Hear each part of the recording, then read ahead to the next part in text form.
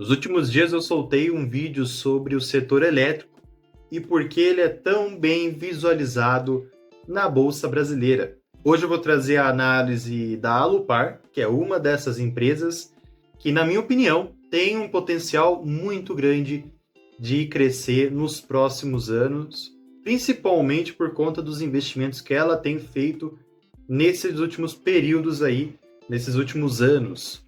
Vamos dar uma analisada? Vamos entender melhor da onde que saiu a Alupar, o que ela faz. Vamos lá para o vídeo.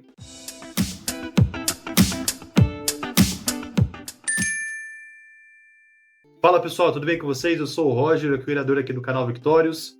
Antes de mais nada, eu peço que vocês se inscrevam aqui no canal, tá? Vai me ajudar bastante no meu crescimento. Estou buscando os meus primeiros 1000 inscritos, então eu peço a ajuda de vocês para me ajudarem aqui no crescimento, tá bom? Mas vamos começar então analisando a Alupar. O que é a Alupar? Da onde que ela surgiu? Vamos lá. A Alupar Investimentos Sociedade Anônima é uma holding de controle nacional privado fundada lá em 2007.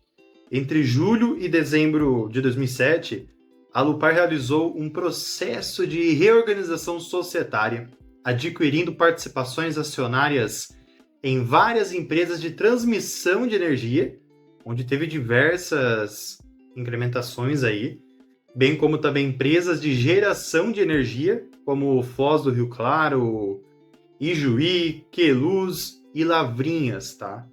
Em seguida, obteve concessões de EBT, ESDE, ETEM e entre outras, tá? Tudo isso através de leilões realizados pela ANEEL. Em 2013, a empresa participou de alguns leilões promovidos pela ANEEL, onde saiu concretizada com algumas concessões, tá? Embora os contratos tenham sido rescindidos em maio de 2017 também, tá? No ano de 2014, a Alupar venceu o lote C, que é a ELT, no leilão em 2014 da ANEEL, adquirindo concessões para instalações de transmissão. Em 2016, a empresa conquistou lotes também, né, outros lotes, não vou ficar entrando em detalhes aqui, garantindo concessões para instalações de transmissão também. Então, cada ano que foi passando, ela foi construindo cada vez mais a sua carteira de investimento com concessões, tanto para transmissões quanto para gerações. Nesse mesmo ano, a empresa conseguiu vencer outras concessões também, tá? Além disso, a Alupar Colômbia, que é uma subsidiária, venceu o processo de licitação também lá na Colômbia, tá? No ano de 2017, a Alupar ganhou outro lote da ANEEL, mais uma concessão garantida de instalações de transmissão. Em 2018, a empresa conseguiu também uma participação da Eletrobras na AET. Isso graças a um fundo de investimento em participações multiestratégicas, tá? Agora, no ano de 2020, a Alupar conseguiu implantar 2 parques eólicos no complexo eólico Agreste Potiguar, no Rio Grande do Norte, com capacidade total de 63 megawatts. A Alupar agora detém um total de 8.000 quilômetros de linha de transmissão, 598 megawatts de energia hídrica, 161 megawatts de energia eólica e 61 megawatts de energia solar distribuídos em 30 empresas. Até 2022, a Alupar ela controlava 43 ativos, dos quais 36 estavam em operação comercial, incluindo 27 de transmissão, 8 de geração hidráulica e um complexo de geração eólica. Então, basicamente, deu para compreender como essa empresa ela vem crescendo ano a ano, vem conseguindo concessões, novos investimentos, tanto para transmissão quanto para geração de energia, onde acredito que vai ter um futuro muito próspero, tá?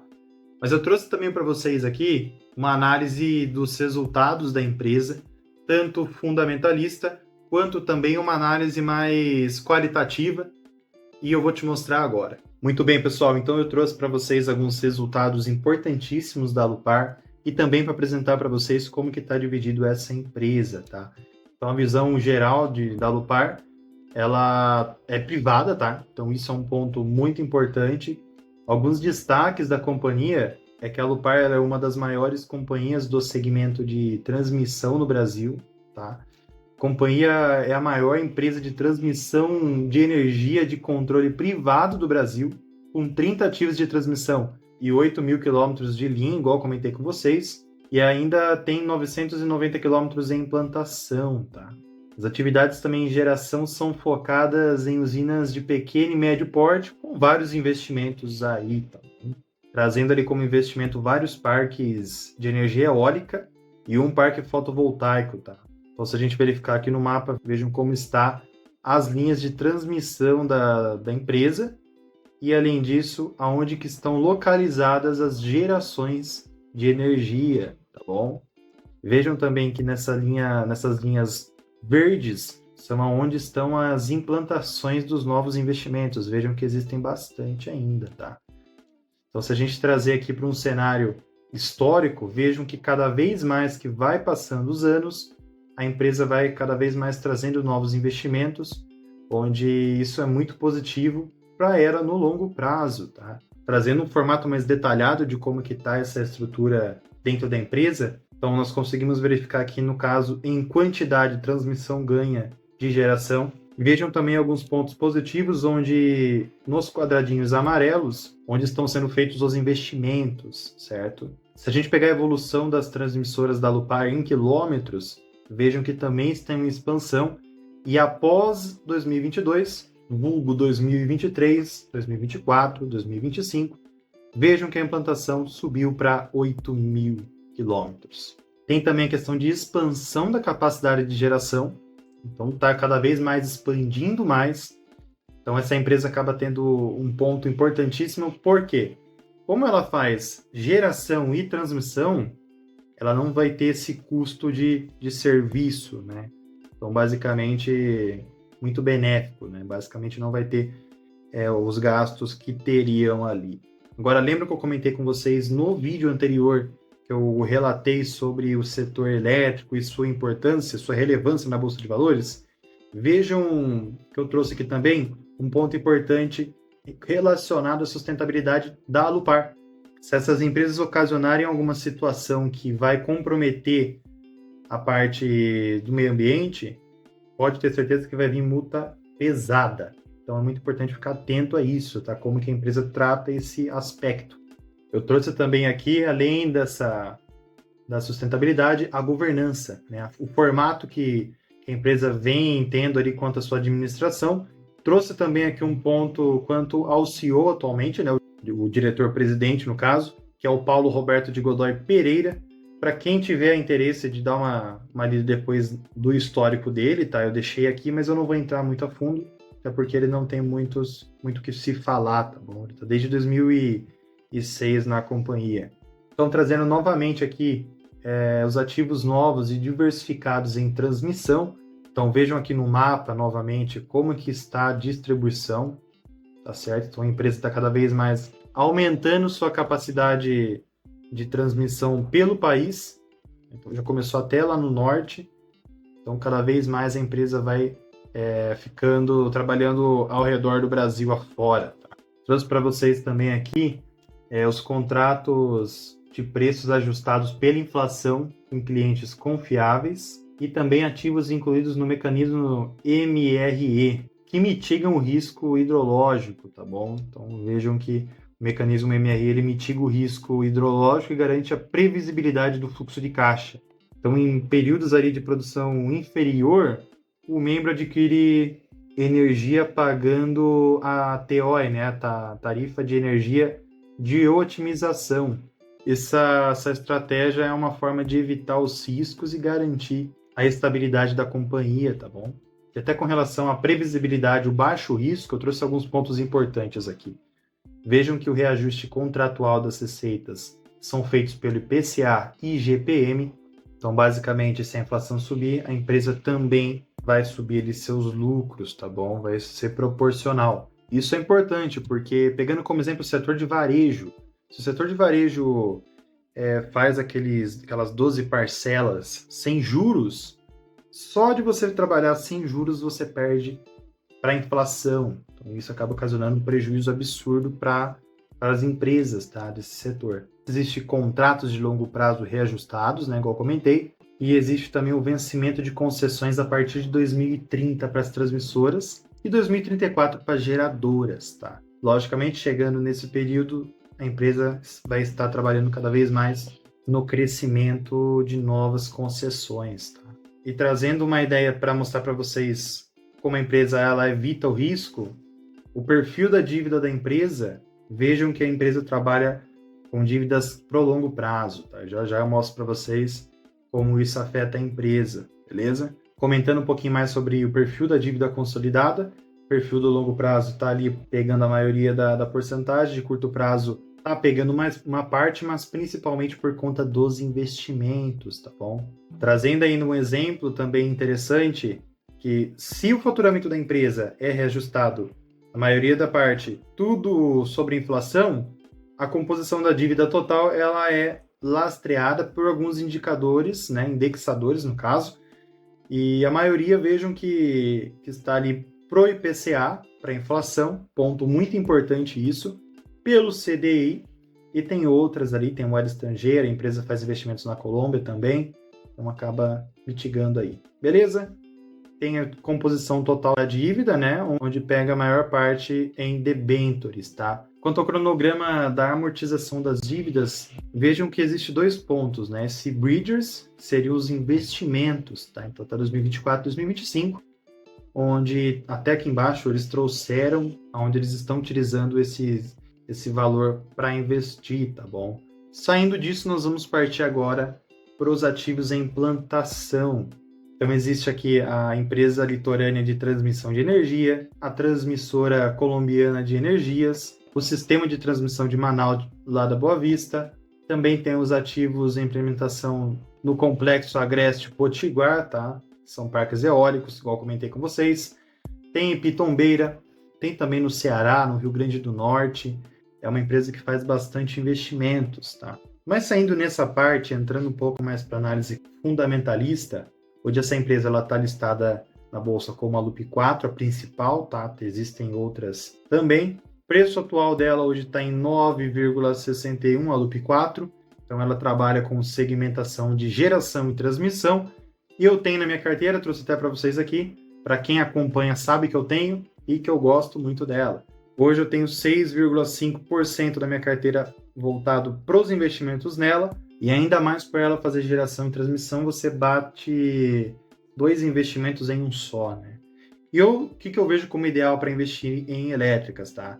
Então, pelo menos você tem que ter 3, na minha opinião, onde o foco seria em geração, transmissão e também distribuição. Então, são 3 que eu gosto de ter. Na minha carteira tem 4. Tem 4. Então, alguns dados técnicos aqui eu quero conversar com vocês. Então, trazendo para vocês a relação do ano passado para essa, dividend yield aumentou. O PL dela hoje deu uma subida, principalmente por conta dos investimentos que estão começando a serem finalizados e também de algumas notícias que saíram devido à política da empresa começar a soltar dividendos maiores, certo? PEG ratio dela também está abaixo, ainda está bom, está desvalorizado. Então o PEG ratio está trazendo uma noção de que a empresa está desvalorizada. O PVP está um pouco acima de 1 ali, demonstrando que a empresa está um pouco acima do valor justo dela. O EV/EBIT dela estava na média dos últimos anos dela, em 2022. Agora, em 2023, até o momento, ela acabou ultrapassando a média da empresa, tá? Não a média do setor, mas sim a média da empresa. Ela sai um pouco dessa média. Tanto o EV/EBIT, o P/EBITDA, o P/EBIT estão todos acima da média da empresa, tá? Pode demonstrar que a empresa está um pouco valorizada demais. O VPA está muito positivo, porque ele ainda está abaixo do preço da ação, tá certo? Quanto aos indicadores de endividamentos, todos eles estão acima da média, tá? Principalmente por conta dos investimentos que estão sendo feitos, tá? Eu não coloquei nem em vermelho por conta disso. A empresa está alavancada no momento. Tá? Quanto aos indicadores de eficiência, rentabilidade e crescimento, a margem líquida dela está bacana. Agora, quanto ao ROA, ROI e o ROIC, está um pouco abaixo da média da empresa. Mas é lógico que vai finalizar o ano de 2023 ainda, tá? Então, É um pouco injusto dizer isso. O KGR das receitas está muito positivo, o KGR dos lucros também tá acima da Selic até, muito positivo. E fora isso, ainda coloquei em amarelo porque está fora da média, né? Quanto aos pagamentos dos dividendos, né, não tem um período específico, mas eu posso deduzir, analisando esse mapa, né, que em maio, em julho ou agosto e novembro são os meses que mais saem dividendos, né, que são os meses que a Alupar mais paga dividendos. Se a gente analisar também o payout, eu tirei esses dados do investidor 10, tá? O payout já está maior esse ano e a tendência é aumentar nos próximos anos, tá bom? Então é muito positivo, tá? Então esse é um ponto que o mercado está olhando que pode trazer liquidez nessa empresa, nessa ação. O balanço patrimonial, se nós verificarmos aqui, vejam que o passivo não circulante, que são as dívidas a longo prazo, estão sempre acima desde 2018, e também os ativos não circulantes, tá? Estão bem elevados, né? Ambos, acredito eu, que por conta dos investimentos, tá? Ponto importante para a gente analisar aqui é que os ativos circulantes vêm subindo pouco a pouco, mas também um ponto relevante é que os passivos circulantes, que são as dívidas a curto prazo, não estão se alterando, tá? Estão se mantendo na média. Um ponto muito importante também. Se a gente verificar também o lucro líquido da empresa, vejam que a partir de 2020 a empresa teve uma queda, foi principalmente por conta da alavancagem dos investimentos, tá? Trazendo análise técnica para vocês também, a empresa desde 2018 ela tem tendência de alta, descontando ali o mês da pandemia, tá? Mas vejam que a empresa segue em tendência de alta acima das médias. Então, uma empresa que mês após mês, mesmo tendo algumas quedas durante alguns 3, 4 meses, ela vem se mantendo em tendência de alta. Então, é uma ótima empresa para você poder comprar todo mês e não ter receio de segurar ela, né? Imaginando manter ela para o longo prazo. Então, é uma ótima empresa para focar em dividendos. E também eu trouxe a análise dos índices, né? Uma comparação da Alupar versus o Ibovespa com o IEE, né? Que é o índice do mercado do setor elétrico. E vejam que a Alupar, desde o início do ano, ela vem trabalhando acima dos dois índices, né? Então, muito positiva essa empresa. Bom, na minha visão, eu vejo a Alupar como uma ótima empresa para longo prazo. Ela está fazendo ótimos investimentos. Ela não está pagando dividendos atrativos no momento. Está um pouco alavancada. Talvez o preço vá cair mais algumas porcentagens, mas conforme vocês viram no gráfico de tendência, ela não sai da tendência. Então, caso entre crises também, igual eu comentei lá no início do vídeo, ela tem um mecanismo de proteção, então isso é importante também para manter essa estabilidade. A Alupar é uma ótima empresa e eu tenho ela na minha carteira. Não é nenhuma recomendação de compra que eu estou fazendo aqui, tá? Mas eu quero que vocês peguem esse vídeo que eu trouxe hoje e analisem a ação, vejam se tem sentido vocês terem ela hoje em dia, tá? Se cabe no portfólio de vocês, beleza? Vale muito a pena analisar ela, tá, pessoal? O que vale também muito a pena analisar é deixar uma inscrição aí para mim no meu canal, tá bom, galera? Vai me ajudar bastante no meu crescimento, beleza? Então deixem o like, se inscrevam no canal, ative o sininho aí também para receberem vídeos novos quase todos os dias. Eu tô me empenhando para postar os vídeos quase todos os dias, tá bom? Vou deixar um calendário logo dos vídeos para vocês, estou ainda me ajustando. Mas é isso aí, pessoal, um grande abraço a todos, fiquem com Deus e fui, galera!